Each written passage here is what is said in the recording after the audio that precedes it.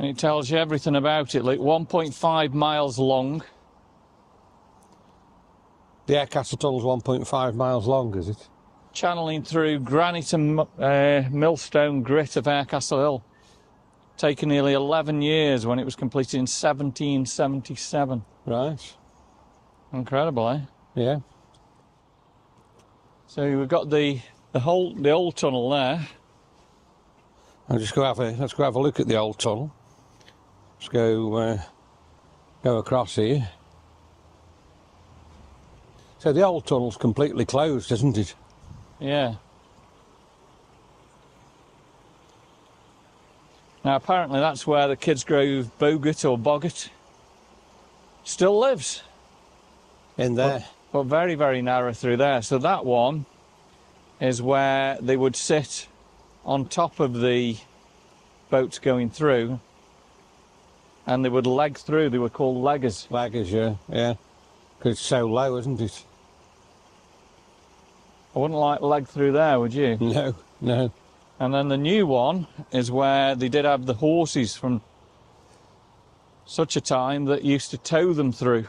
Daryl's just gonna have a look up there now and see what he can actually see. I've got water dripping on me. Absolutely incredible experience up here, isn't it? Just got to be done. Absolutely love it. Wow. It's just black as anything. This is straight as a die, apparently. 1.6 miles. So we're probably under Boathorse Road now, what do you reckon? Yeah. So we've now got Glynn. So I'm going to have a look here, and again, it's absolutely amazing as I stand there now and have a look. It's absolutely brilliant, really, really good.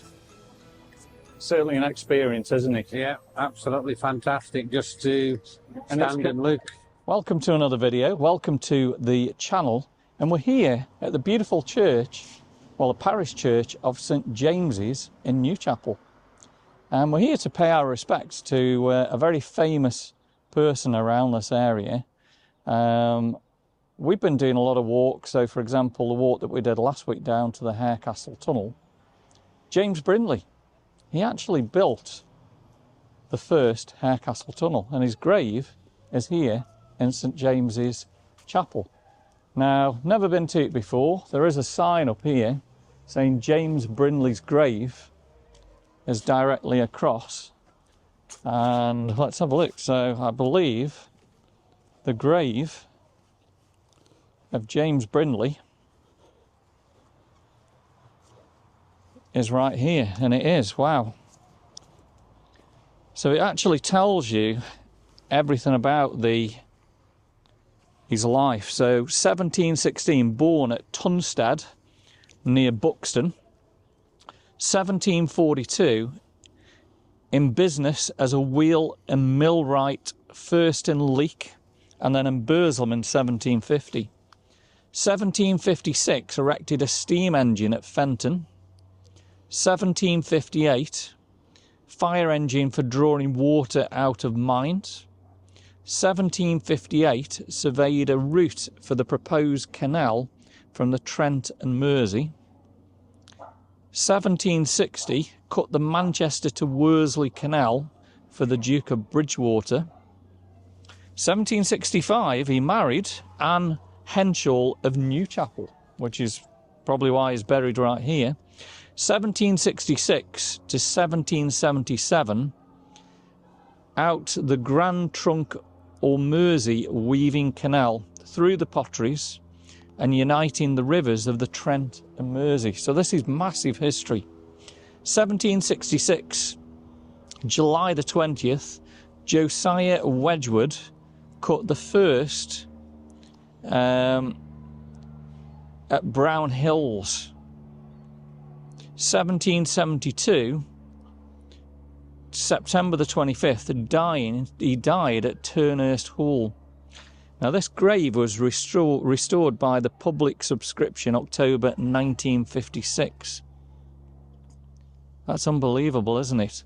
So James Brindley, we're standing here at a grave Harecastle tunnel where we were last week, the Brindley tunnel, so that's the very first tunnel he actually built. That's the one where the leggers would obviously lie down on the back of the boat, the canal boat, and leg the way through. Something I never knew. That's amazing, isn't it? I'm really glad you've shared that with me. I really didn't know that. And I'll tell you now, I didn't know he was buried here. I didn't as well, and that's his grave. Yeah. That's unbelievable, isn't it? 1772. Wow.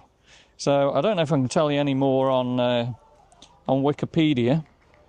So Wikipedia, James Brindley, 1716 to the 27th of September 1772. And as it says on the grave, born in Tunstead, Derbyshire, much of his life lived in Leek, Staffordshire, and becoming one of the most notable engineers in the 18th century. And what else have we got here? So yeah, just absolutely incredible, isn't it? So he built a machine for silt mill at Congleton, but I think the big one is the canal engineering. So if I type in here, who built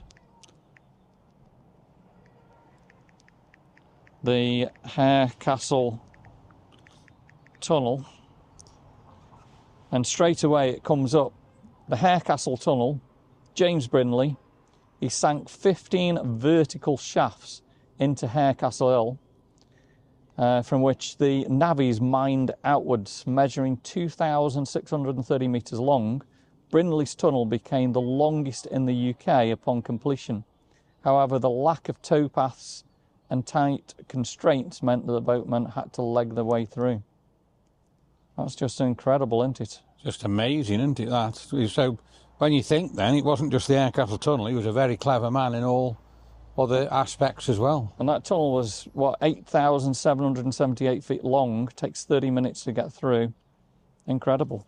So a lot of history. So if you're up here in Newchapel, and the grave is directly there. James Brindley, what a guy. And it's right on this beautiful church, as you've been showing me, isn't it, really? It is. And what have we got here? We've got the grapes right next door. I think we're going to be doing some work with the grapes with Kidsgrove, the bygone days with Dave. So we're probably going to be visiting the grapes. But yeah, if you want to come and visit massive history, James Brindley's grave right there. If you've enjoyed the video today, give me a thumbs up, drop me some comments, and please subscribe to the channel.